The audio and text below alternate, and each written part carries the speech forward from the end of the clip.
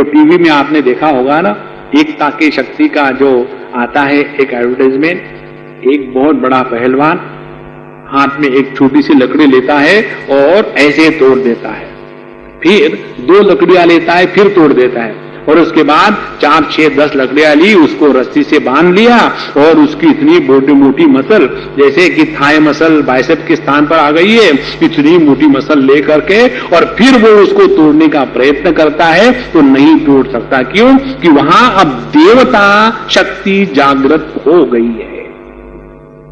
इसीलिए यहां जो बताते हैं, देवान भावयतानेन ते देवा भावयन्तु, वहां तो जब हम अपने सब में जो एक सुप्त शक्ति है और वो शक्ति अनंत है, हमारे शास्त्र ये कभी स्वीकार नहीं करते कि हम में से कोई भी व्यक्ति जगत में फेल होने के लिए पैदा हुआ है। We are born to succeed, not to fail और be secondary in our life. We are all born to be the best. So देवान भावयतानेन ते देवा भावयन्तु, वहां जब यह सुप्त शक्ति जागृत हो गई तो हम कुछ भी प्राप्त कर सकते। इस प्रकार से परस्परम भावयन्तः, तो हमने क्या किया, हमने एक दूसरे को सहायता करी, अपने जो व्यक्तिगत राग द्वेष है उसको भूल दिया, उसके बाद अपनी जो व्यक्तिगत क्षमता है उसको सबको एक कार्य के लिए ले आए। तो व्यक्तिगत राग द्वेष का त्याग और अपनी व्यक्तिगत जो क्षमता है जिस जिस फील्ड में है उसको एक प्रयोजन के लिए ले आए। ये हमारी भगवान के प्रति पूजा हो गई, और इस पूजा के द्वारा भगवान की क्या हमको सिद्धि मिलेगी, प्रसाद मिलेगा? तो भगवान का आशीर्वाद वही है कि जब हम सब एक हो करके एक लक्ष्य के लिए चल पड़ेंगे, होंगे कामयाब एक दिन, जो गाना आता है ना टीवी पर। लेकिन कब? जब हम सब एक साथ मिलकर के चलेंगे। इस प्रकार से इस एक श्लोक के 3-4 अर्थ है, और इस पर जितना विचार करें उतना और सुंदर सुंदर अर्थ मिलते हैं। देवान भावयतानेन ते देवा भावयन्तु, वहां परस्परम भावयन्तः श्रेय परम वाप्सत। और फिर इष्टान भोगान ही वो देवा दास्यन्ते यज्ञ भाविताः, तो वो जो जितने देवता माने अपनी जो सुप्त शक्ति जागृत हो गई है, वो सुप्त शक्ति जागृत होने के बाद इष्टान भोगान दास्यन्ते, हमारे जो जो इच्छाएं है, हमारा जो प्रयोजन है, वो प्रयोजन की सिद्धि निश्चित होगी। देखो, जीवन के प्रयोजन के सिद्धि के लिए ईश्वर का अनुग्रह अत्यंत आवश्यक है। कैसे? 18वें अध्याय में भगवान बताते हैं कि कोई भी कार्य जो है, कर्म जो है, वो पंचायती होता है। पंचायत राज जो है ना, पंचायती होता है। कैसे? कहते हैं, अधिष्ठानम तथा कर्ता करणम च पृथक विधम विविधाश्च पृथक चेष्टा दैवम चैवात्र पंचमम। कोई भी कार्य करने के लिए अपना शरीर, अनेक प्रकार के प्रयत्न, अनेक प्रकार के इंस्ट्रूमेंट लगते हैं, और ये करने वाले की इच्छा रहती है, कर्म करता, और ये सब होते हुए भी यदि ईश्वर का अनुग्रह ना हो, दैवम चैवात्र पंचमम, तो वो कार्य पूरा नहीं होता। ध्यान से सुनना, ईश्वर का अनुग्रह क्या है? ईश्वर का अनुग्रह ये है कि हम अपने वैयक्तिक जो भेद है उसको भूल करके एक लक्ष्य के लिए चल पड़े। ये जिस समाज में, ये जिस इंस्टीट्यूशन में, ये जिस घर में आ जाता है, समझ लेना उस घर पर, उस समाज पर, उस इंस्टीट्यूट पर भगवान का अनुग्रह हो गया है। देखो कितनी सरल बात है। तो भगवान की जो आशीर्वाद हमारे जीवन में आती है उसका यही तात्पर्य है। इष्टान भोगान ही वो देवा दास्यन्ते यज्ञ भाविताः। और ऐसा होने के बाद यदि कोई, एकदम उल्टा चित्र, यदि कोई तैहि दत्तान अप्रदानेभ्यः यहां भुंक्ते तेन एव सः, यदि ये सिद्धांत का त्याग करके, ध्यान से सुनना, यदि कोई कहे कि हर चीज मैं कर रहा हूं, मैं कर रहा हूं, तो सबने मिलकर के किया, लेकिन जब उसका क्रेडिट लेने का सवाल आया तो क्रेडिट लेने वाला मैं, और जितनी गलतियां हुई उनके कारण हमारी बहू जब भी काम करती है ना तो ऐसा ही करती है। लेकिन यदि कहो कि बहुत बढ़िया खाना बना था, हाँ मुझे बचपन से आदत है, मैं हमेशा खाना बनाती हूं, तो जब अच्छा हुआ तो मैंने किया और जब कोई गड़बड़ी हो गई तो दूसरे ने की। ऐसे व्यक्ति को भगवान संस्कृत में गाली देते हैं, स्तेन एव सहा। स्तेन माने चोर। भगवान भी स्वयं थे। तो तैर्दत्तान प्रदायेभ्यः यो भूते स्तेन एव सहा। इसीलिए अपने जीवन में ये सबसे महत्व की बात है कि अपने आप को आखिरी रखे। ये हमने एक मारवाड़ी फैमिली में देखा, बहुत बड़ी फैमिली, 8-10 बच्चे, 8-10 बीवियां, उनके 2-2, 4-4 बच्चे, बड़ा आनंद का माहौल। और उनमें विशेष बात ये थी कि सभी के सभी उनके जो बाबूजी थे बड़े सबसे, उनका आज्ञा का पालन करते थे। कभी भी कोई उनको उल्टी बात नहीं बोलता था, कभी भी नहीं। तो बड़े आश्चर्य की बात, तो हमने उनको पूछा, प्रभु क्या जादू कर दिया आपने सब बच्चों पर, सब आपकी बात मानते? बोले स्वामी जी मैंने कुछ जादू नहीं किया, बच्चे अच्छे हैं इसीलिए सब कुछ हो रहा है, मुझ में तो कुछ आई ही नहीं। उन्होंने एक भी शब्द नहीं कहा ऐसा क्यों होता है। फिर मैंने उनकी छोटी बहू को पूछा कि बताओ ये क्या है आपके घर में, इतने सारे होने के बाद भी अभी धर्म क्षेत्र कुरुक्षेत्र शुरू नहीं हुआ? तो उन्होंने बताया, स्वामी जी हमारे बाबूजी का एक नियम है, उस एक नियम के कारण ये सब बन रहा है। कौन सा? बोले हमारे बाबूजी जब तक घर के सब लोग खाना नहीं खा लेते, नौकर को लेके उसकी सिवा वो खाना नहीं खाते, उनका नियम है। और जब सबको ये बात पता है कि यदि मैं लेट हो जाऊंगा तो बाबूजी खाने के लिए बैठे रहेंगे, और समझो लेट होकर के हम जाके कहे कि मैं तो बाहर से खा के आया, तो वो गुस्सा नहीं करेंगे, कोई बात नहीं बेटा, और अब मैं खाता हूं, और फिर वो खाना खा लेते। एक त्याग की भावना से उन्होंने पूरे अपने फैमिली को बांध के रखा। ये है तैर्दत्तान प्रदायेभ्यः भूते यहाँ स्तेन एव सहा।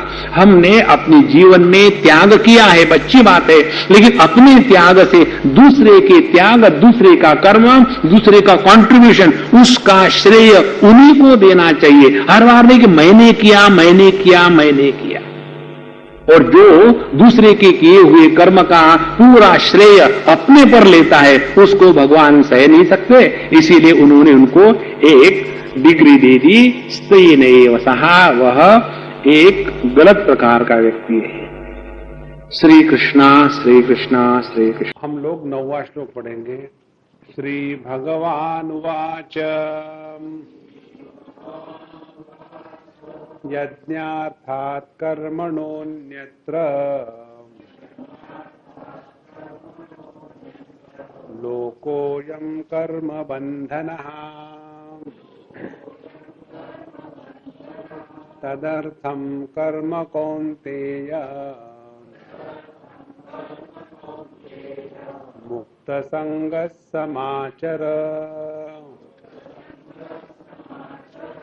सह यज्ञा प्रजा सृष्ट्वा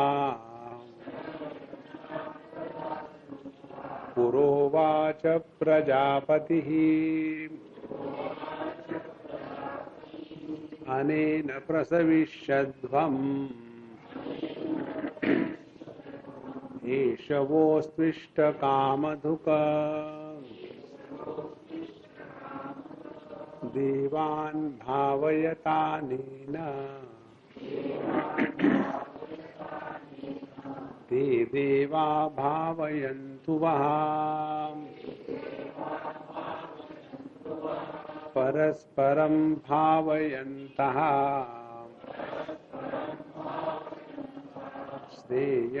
श्रेयःपरमवाप्स्यथ। इष्टान् भोगान् हि वो देवाः दास्यन्ते यज्ञभाविताः तैर्दत्तानप्रदायेभ्यः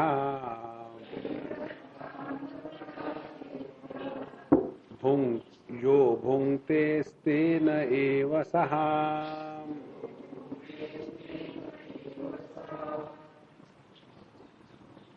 यज्ञार्थात् कर्मणोऽन्यत्र लोकोऽयं कर्म बन्धनः तदर्थम कर्म कौन्तेय मुक्त संगत समाचर। हम मैनेजमेंट के इंस्टीट्यूट में भी जाते हैं और वहां भी लेक्चर झाड़ते हैं, और इस मैनेजमेंट के विषय में बड़ी मजे की बातें हैं। वो शब्द का प्रयोग करेंगे, भारी भारी शब्दों का, और फिर लगता है उनको कि हमने कुछ तो भी किया। तो जब हम भी उसमें कूद पड़े तो हम भी वही नाटक खेलते हैं।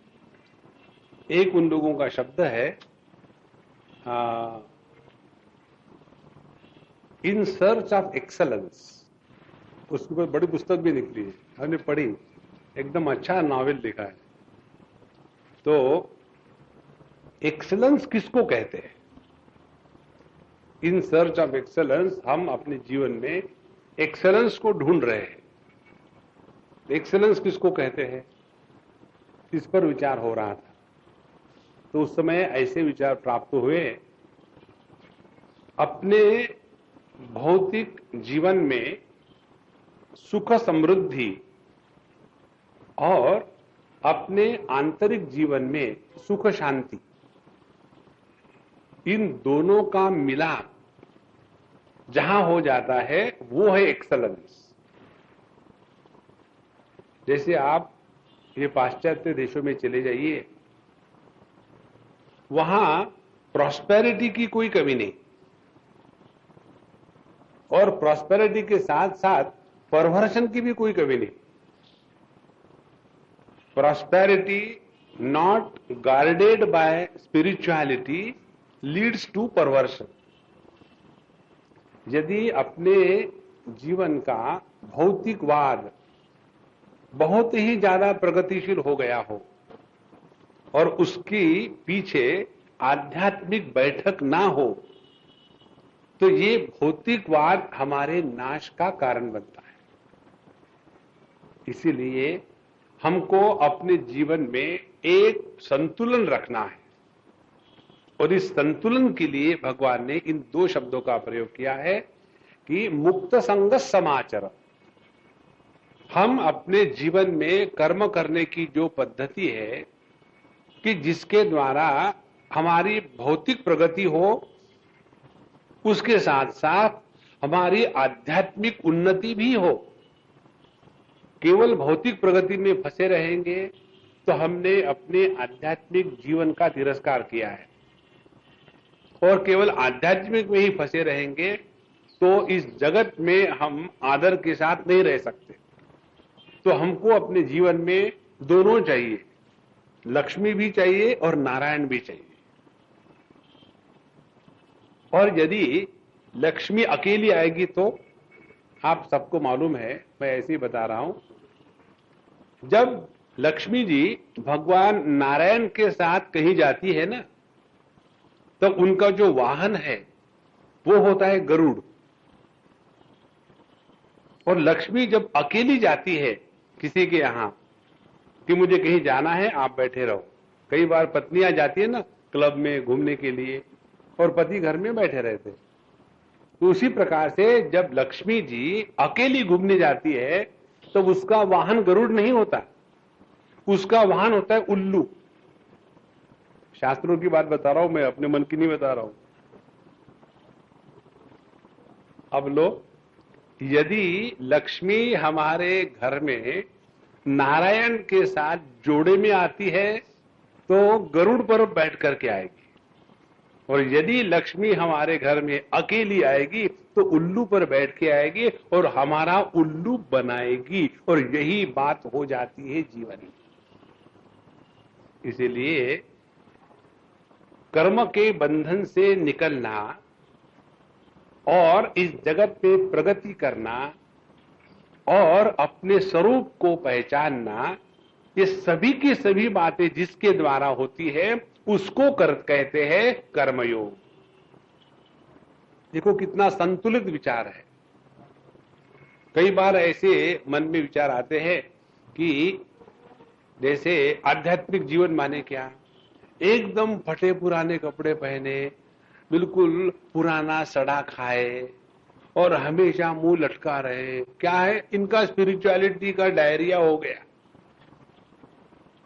देखो, अपने जीवन में संतुलन की आवश्यकता है,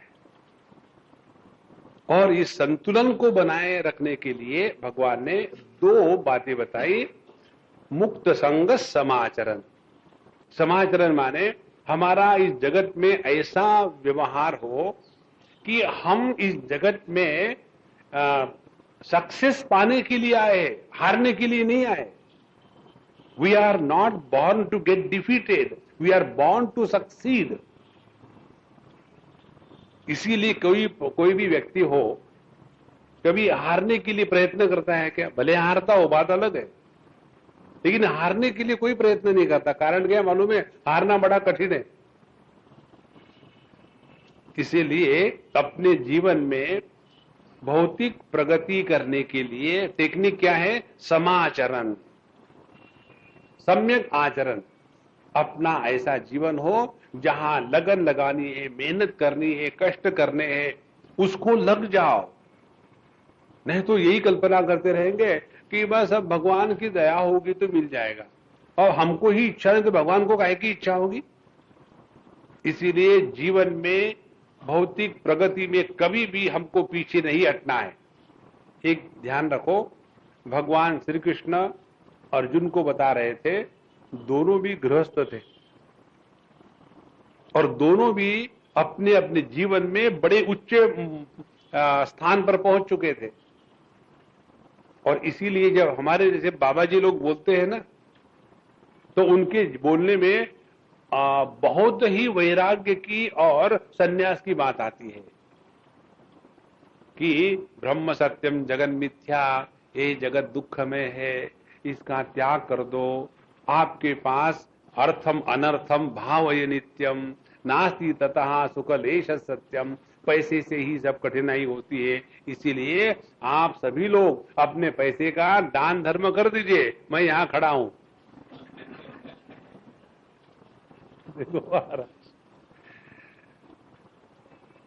तो भगवान ने अर्जुन को जो बताया वही हमको समझना है। समाचर, हमको अपने जीवन में ऐसा जीवन जीना है कि हमारी भौतिक प्रगति कहीं कम ना हो। अब दूसरी बात, जिसको भौतिकवादी लोग भूल जाते हैं, वो यहां भगवान बताते हैं। कौन सी बात है दूसरी? कि जब हम भौतिकवाद में फंस जाते हैं तो उसके गुलाम बन जाते हैं। भौतिकवाद में रहो लेकिन उसके गुलाम मत बनो, इसीलिए मुक्त संग। तो ये दोनों का जब योग्य संतुलन जीवन में आएगा तो हमने इस दुनिया में भी सुख पाया है और परमात्मा के प्राप्ति के मार्ग पर भी हम चल पड़े। इस प्रकार से अपने जीवन के संतुलन को बनाए रखना माने हमने इस यज्ञ को या कर्म को या कर्मयोग को ठीक से समझा है। ये बताने के लिए फिर भगवान कहते हैं, सहयज्ञा प्रजा सृष्टवा पुरोवाच प्रजापति ही। इसीलिए भगवान ने जब ये दुनिया बनाई तो उस दुनिया बनाते समय हम सभी लोगों के साथ यह जो ज्ञान है, कौन सा ज्ञान? आध्यात्मिक प्रगति के साथ साथ हमारे भौतिक उन्नति दोनों का भी हमारे जीवन में होना आवश्यक है। और पुरोवाच प्रजापति, और कहते हैं अनेन प्रसविष्यध्वम, और इस सिद्धांत को लेकर के अपनी उन्नति करो, अपना भला करो। और क्योंकि यही जो जीवन जीने की कला है कि समाचरण और मुक्त संगहा, इसी के द्वारा हमको अपने जीवन में सब कुछ प्राप्त होगा। हमारे जीवन में सब कुछ प्राप्ति का अर्थ क्या है? दो बातें। हम इस जगत में ऐसे रहे कि हमको कभी दुखी होकर के भीख मांग करके दूसरों के टुकड़ों पर जीने का समय न आवे। हमारे कबीरदास जी महाराज कहते हैं कि भगवान हमको इतना दे दो कि हमारे घर में कितने भी मेहमान आ जाए सबको खाना खिला सकूं और फिर मैं भी खाना खा सकूं। ऐसे नहीं सबको खाना खिला दिया और हम भूखे रहे, नहीं नहीं, अपन को भी खाना चाहिए बाबा। तो अपने जीवन में ये दोनों बातों को बनाने के लिए कहते हैं कि यह जो यज्ञ का सिद्धांत है इसी के द्वारा अपना भला होगा। अब इसको लाने के लिए आप सिद्धांत का विस्तृत वर्णन करते हैं। देवान भावयतानेन ते देवा भावयन्तु वहा। जब हमको अपनी भौतिक जगत में प्रगति करनी है तो सबको साथ लेकर के चलना, और जब को सबको साथ लेकर के चलना है तो उसमें महत्व की बात है अपने व्यक्तित्व की बलि वहां होनी चाहिए। ये यज्ञ में बलि होती है बकरे की, और बकरे का जो शब्द निकलता है वो है मैं, तो होती है बलि इस मैं की। जब इस यज्ञ की वेदी पर अपने मैं की बलि हो गई तब तो हमने वास्तविक रूप से इस यज्ञ का अनुष्ठान किया है। इसीलिए अनेन इस यज्ञ के द्वारा देवान भावयत, देवान भावयत माने देवता को प्रसन्न करो। देवता क्या है, कल हमने आपको बताया है, देवता है कि हम सब मिलकर के जब इकट्ठा काम होकर के काम करेंगे तो एक दिव्य शक्ति जागृत हो जाती है।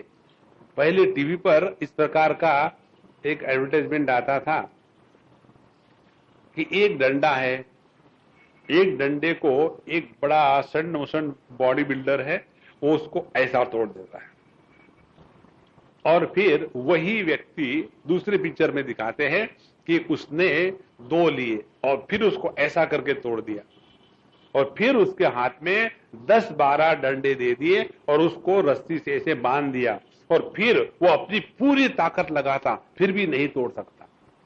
तो जो काम हम वैयक्तिक रूप से योग्य प्रकार से सिद्ध नहीं कर सकते वो यदि समष्टि सब के सब उसमें लग जाए तो उसमें सिद्धि आती है, क्योंकि वहां हमने देवता की माने समष्टि की शक्ति जागृत की है।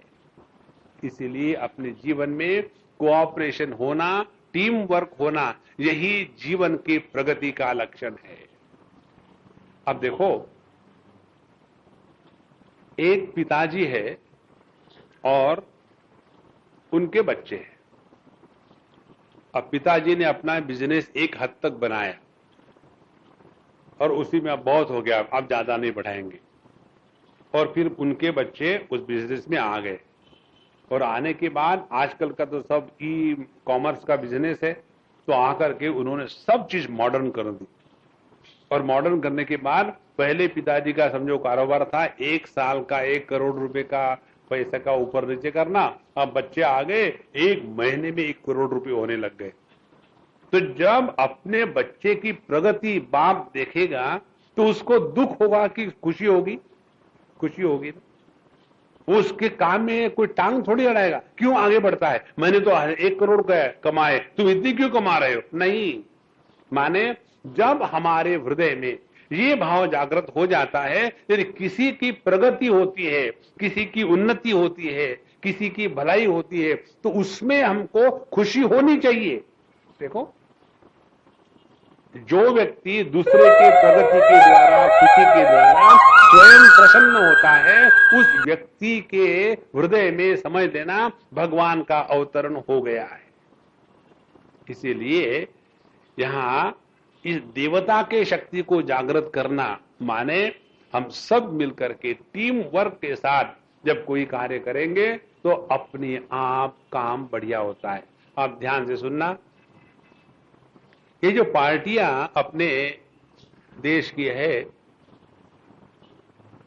जैसे पहले ले लो कांग्रेस पार्टी, एक समय ऐसा था कि इस कांग्रेस पार्टी को लेकर के उसके साथ अपने आप को जोड़ने में अपने देश का छोटा से छोटा नागरिक भी अपने आप को कृतकृत्य धन्य समझता था। क्योंकि वहां क्या था कि उसका जो मुखिया उस समय था उसने सबको अपने साथ कैसे बांध लिया? अपने त्याग के द्वारा। महात्मा गांधी के जीवन के सौंदर्य में यदि देखा जाए तो शारीरिक सौंदर्य तो उनका कोई था ही नहीं, महात्मा गांधी की जैसे अगली आदमी कोई नहीं होगा। ना तो उनके चेहरे में सौंदर्य था, ना तो उनके कान बढ़िया थे, ना तो उनकी नाक अच्छी थी, ना तो उनका शरीर धष्टपुष्ट था, और डंडा लेकर के चलते थे। फिर भी सभी के सभी लोग उनके सामने क्यों झुकते थे कि उनके जीवन में त्याग और वैराग्य का मूर्तिमंत प्रतिबिंब था, और उसी के कारण वो सबको इकट्ठा करके रख सकते थे। उसमें उनका अहम नहीं था, उन्होंने अपने आप को सब में मिला दिया था। और जैसे जैसे समय जाता गया, और फिर उसी एक ही पार्टी में जहां मैं जागृत होने शुरू हो गया, तो फिर एक ही पार्टी के टुकड़े टुकड़े होने शुरू हो गए।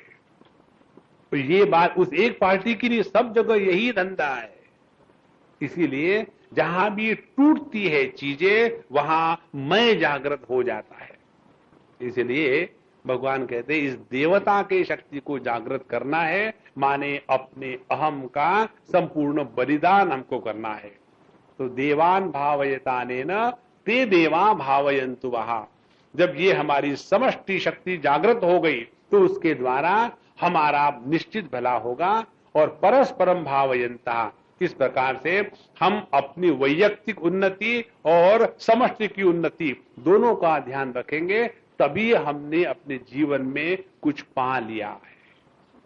आगे कहते हैं, यहां तक हमने कल देखा था। अब इष्टान भोगान ही वो देवा दास्यन्ते यज्ञ भाविताः तैर दत्तान प्रदायेभ्यः यहां भुंक्ते स्तेन एव सः।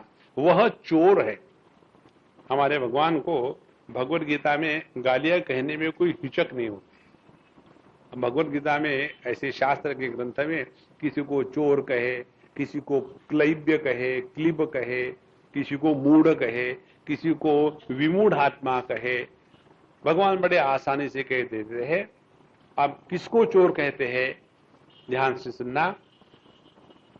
जब हमने अपनी समष्टि की शक्ति जागृत करी, और समष्टि की शक्ति जागृत करने के बाद हमको बहुत इस जगत में धन दौलत प्राप्त हो गई।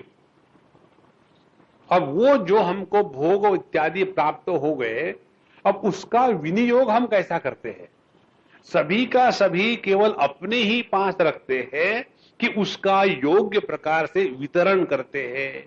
देखो, यह जो मॉडर्न इकोनॉमिक्स है, इसमें पैसा कैसे कमाना, पैसा कैसे उत्पन्न करना, ये तो बड़ी विस्तार से सिखाते हैं और अच्छी बात है। लेकिन उसका वितरण कैसे करना, उसका विनियोग कैसे करना, उसका उपयोग कैसे करना, ये नहीं बात कहीं बताते। देखो, यदि कोई व्यक्ति खाना खाते ही रहे, निकाले नहीं, यदि कोई व्यक्ति काम ही करते रहे, सोए नहीं, यदि कोई व्यक्ति बोलता ही रहे, बंद नहीं होवे, तो वो अपने जीवन को नष्ट कर देगा। जीवन का सौंदर्य है दोनों में, कमाना भी है और खर्चा भी करना है। अब देखो, हम एक स्थान पर गए थे किसी मारवाड़ी के घर में, और वहां खाना पीना खाने के बाद हमेशा की तरह से वही डायलॉग हर घर में, पत्नी ने पति के बारे में कंप्लेन करना और पत्नी ने पत्नी के बारे में कंप्लेन करना। और अब हम प्रोफेशनल हो गए तो दोनों को सुन लेते हैं, पहले खाना खाते हैं और फिर पान खाते हैं। अच्छा जी, भगवान आपका भला करे, झगड़ा करते रहो और फिर मुझे बुलाना। और क्या कर, तो पत्नी ने पति की कंप्लेन करी, स्वामी जी इन्होंने हमारे बच्चे को बिगाड़ के रखा है। तो हमने कहा, प्रभु आपकी कंप्लेन है, बोलो क्या बोलना है आपको। बोले, स्वामी जी आप आओ मेरे साथ। और वो हमको उनके कमरे में ले गए, उनका बेडरूम में ले गए। बोले, स्वामी जी मेरा आप पर पूरा विश्वास है, इसीलिए मैं आपको स्पष्ट बता देता हूं। उन्होंने एक वहां बहुत बड़ी अलमीरा थी लोहे की, खोली और दिखा, उसमें पूरा अलमीरा में 100 के बंडल फिट थे भरा हुआ। और फिर मुझे कहते, स्वामी जी मेरे लड़के को ये सब मालूम है। और वो आकर के मुझे कहता है, डैड आई वांट 2000 रुपीज। और मैं कहता हूं तुमको मैंने सुबह तो 2000 दिए थे, अभी तुमको फिर पैसे चाहिए। और पिताजी वो इनकम टैक्स का ऑफिसर का नंबर मैं भूल गया हूं। तो वो मुझे ब्लैकमेल करने लग गया है। अब मुझे बताओ, मैं अपने पैसे को बचाऊं या बच्चे को बचाऊं?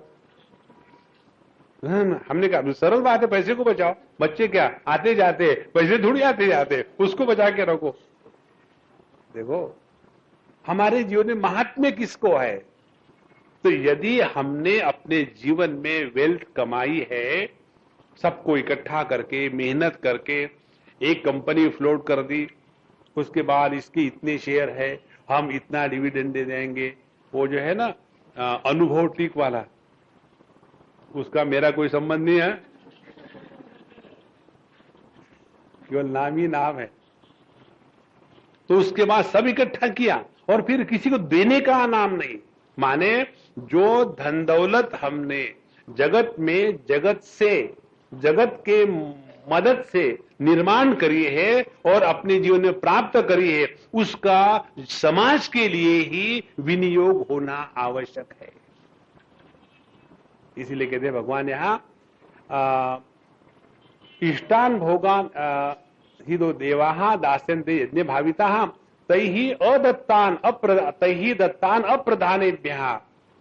उस भगवान ने, समष्टि ने अपने को जागृत करके ये जो धन दौलत निर्माण करी है, यदि वो सबको विनियोग में बांटी नहीं, फिर क्या किया, सबका सब अकेले ने हड़प कर लिया, तो उसको भगवान कहते हैं स्तेन एव सहा, वह चोर है। देखो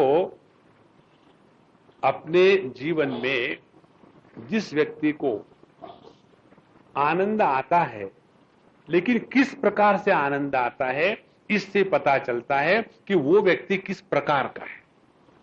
एक बार हमारे बच्चों के कैंप था और उसमें बच्चे बड़े सुंदर प्रश्न पूछते हैं। बड़े सुंदर प्रश्न नहीं पूछते, बड़ों का प्रश्न वही होता है, स्वामी ने क्या करे, रो और क्या करना है। इस बच्चे का प्रश्न था कि स्वामी जी आप कहते हो कि हमारे सबके हृदय में भगवान है, तो कैसे पता चले कि हमारे हृदय से भगवान बोल रहा है या भगवान का मैनिफेस्टेशन अभिव्यक्ति हो रही, कैसा पता चले? तो हमने कहा देखो दो प्रकार से, जब हमको दुनिया से कोई चीज प्राप्त करके खुशी होती है तब हम तुच्छ जीव है, और जब हमको किसी को दे करके खुशी होती है तब समझ लेना हम में भगवान जागृत हो गए। भगवान हमसे कुछ नहीं चाहता, वो तो देकर ही खुश है। इसीलिए जिस व्यक्ति के जीवन में दान का आनंद आया, जिस व्यक्ति के जीवन में अपने पास जो बात है उसको शेयर करने का आनंद आया, उसी व्यक्ति के जीवन में यह भगवान के प्रसाद का संपूर्ण अवतरण हुआ है। और जो ये नहीं करेगा, तैर दत्तान अप्रदानेभ्यः, यहां भूंगते केवल अपने ही स्वार्थ में लगा हुआ है, केवल अपने ही भोग चल रहे हैं, स्तेन एव सहा, ऐसा व्यक्ति चोर है। अब देखो एक हमारे मित्र है, अच्छे हैं, दक्षिणी है, और उनके 2 बच्चे हैं और दोनों इतने अच्छे हैं कि उनको कोई बुरी आदतें नहीं, अच्छे पढ़े लिखे हैं, बहुत इंटेलिजेंट है, दोनों की बढ़िया शादी हो गई, दोनों की जो पत्नी है वो भी बहुत अच्छी है, उनके जो बच्चे हैं उसमें भी कोई नहीं, उनके घर में जैसे इतना सुंदर जीवन वातावरण है। और देखो तो वैसे करोड़पति नहीं है, लेकिन उनके घर की जो शांति और जो प्रेम है एक दूसरे के प्रति, और घर में जो आनंद का वातावरण है, वो देख करके ऐसे लगता है कि जीवन की कृतकृत्यता यदि कल्पना भी करो तो ऐसी होगी। नहीं तो घर में पैसा बहुत है, लेकिन एक कमरे में रहने वाला व्यक्ति दूसरे कमरे में रहने वाले व्यक्ति से बात नहीं करता। तो ऐसा जीवन किस काम का। इसलिए भैया अपने पास जो है उसका योग्य प्रकार से वितरण करना अपने ही हित में है, वही अपने जीवन का लाभ है। यदि ये नहीं करेंगे तो यहां भुंगते स्थिर एव सहा, उसने केवल चोरी करी है जगत की और वो चोर है। और जब चोर होंगे तो उसका नतीजा क्या निकलेगा, हमको जेल में बंद करेंगे, और जेल में बंद करेंगे तो वहां हमको परेशानी होगी। तो हमारा जेल कौन सा है, हमारा जेल है हम अपने ही दायरे में बंद रहते हैं। जैसे देखो, एक जगह हम गए थे कहीं, बहुत ही साधारण गांव, वहां अमीरी वगैरह ज्यादा नहीं, लेकिन बहुत अच्छे लोग, बड़े शांत पवित्र, भगवान का नामस्मरण करने वाले, सत्संग होने वाले, ज्यादा भीड़ भड़का भी नहीं। और ऐसे स्थान पर एक हाथ या दो व्यक्ति बहुत अमीर हो, उनके पास गाड़ी मोटर गाड़ी हो, तो वो जो अमीर व्यक्ति है वो सबसे डर डर के रहता है, कहीं आकर के कोई मेरी कार न मांग ले, कहीं जाना है, कहीं आकर के कोई मुझे पैसे न मांग ले। तो यदि उनके पास कोई भी व्यक्ति गया तो उनके दिमाग में एक ही बात आती है कि वो लोग मुझे पैसे मांगने आ रहे हैं। एक बार हम एक सेठ जी के गद्दी पर बैठे हुए थे और ऐसी बात चल रही, बोले स्वामी जी आप यहां बैठे तो पवित्र करो। तो हमने कहा हम अपना भी जेब पवित्र कर लेते हैं, आप भी पवित्र हम भी पवित्र, परस्परम भावयंता। ऐसी बात हो ही रही थी। तो उतने में सामने से एक आदमी आया, तो उसको देख करके उन्होंने हमको कहा देखो स्वामी जी वो आदमी आ रहा है ना, पैसे मांगने के लिए आ रहा है। हम तो चेहरा देख के पहचान लेते स्वामी जी, हमारे पास लोग पैसे मांगने के सिवा कोई कारण से आते ही नहीं, ये तो दुकान में खरीदने के लिए आए, अब देखो आप। तो हमने कहा ठीक है देखते हैं। वो आदमी आया, उसने पूछा अमुक अमुक सेठ जी का दुकान ये है क्या? बोले हाँ है, क्या चाहिए? बोले वो सेठ जी बोले मैं ही हूं, क्या चाहिए? तो उन्होंने कहा कि मैं कलकत्ते से आ रहा था और वहां के अमुक अमुक सेठ ने मुझे कहा कि आप वहां जा रहे हो, तो ये जो ड्राफ्ट है मैं पोस्ट केस भेजने के साथ आपको दे देता हूं, आप उसको पहुंचा देंगे तो बड़ी मेहरबानी होगी। और इसीलिए आपका अब कितने लाखों का ड्राफ्ट है मुझे पता नहीं, ये देख लीजिए और अभी फोन मिलाइए वहां उनको कि मैंने आपको ड्राफ्ट दे दिया। अब देखो उसके दिमाग में यही भरा है डर, कोई भी मेरे पास आता है तो पैसे मांगने के लिए आता है, क्यों कि मेरे पास पैसा है। इससे बढ़कर के और कौन सा बंधन हो सकता है? क्या हम इस जगत में लोगों में अच्छाई भगवान का दर्शन नहीं कर सकते? इसीलिए जो चोरी करके रहते हैं वो अपने आप से, दुनिया से डर डर के रहते हैं, और ऐसे जो डर के रहना है उससे तो मरना अच्छा है ना। तो बाहर जाते समय खुले दिल से जा सकते हैं, चारों तरफ कोई ना कोई पकड़ के बैठा है, कोई आके मार देगा। इसीलिए यो भूंगते स्तेन एव सहा। आप दिल्ली में चले जाओ, वहां लोगों के बंगले हैं और उसकी चारों तरफ से बड़ी बड़ी दीवारें और इतने इतने ऊंचे लोहे के इतने सलाखें लगाई है, उसके ऊपर में एरो, और फिर वहां दो चार प्रकार के सिक्योरिटी के आदमी, अंदर फोन बाहर फोन। और जब आप चले जाओ तो पहले कौन है कहां से आए पूरा वहां लिखो, और फिर अंदर से फोन होगा और फिर बाहर से जाएंगे और फिर आप जाएंगे। अब इसमें बंधा हुआ कौन है, जेल में कौन है? जो रास्ते पर है वो, कि ये अपने ही जेल में अपने आप को बांध के बैठे। एक दिन हम किसी के यहां गए थे, दिल्ली की बात है, और हमको उन्होंने कहा सिक्योरिटी ने कि स्वामी जी बैठिए, मैं आपसे बात करवाता हूं या मैं बात करूंगा। हम बैठ गए वहां, आधे घंटे हम उस पेड़ के नीचे बैठ गए, और उसने मेम साहब को फोन किया। मेम साहब ने कहा मैं बाद में बात करूंगी, अभी मैं बिजी हूं। और हम अपने बैठे रहे, और फिर मैंने कहा उसको, मैंने देखो मैं जाता हूं, फिर मैं जी उनकी इच्छा नहीं तो मैं चले जाता हूं। बोले नहीं मैं एक बार ट्राई कर रहा हूं। ट्राई करो। और फिर स्वामी जी आए, फिर तुमने पहले क्यों नहीं बताया? फिर दौड़ भाग के आए और फूल की मालाएं, चंदन, वो सब शुभ करके, लेकिन इसी अपने ही इस बंधन में हम कितने दिन तक जिएंगे? इसीलिए भैया, इस जगत में ऐसा रहो कि अपने आप से डरना नहीं, दुनिया से डरना नहीं। डरता वो है जो चोर है। तो यो भुंगते स्ते नहीं वसहा,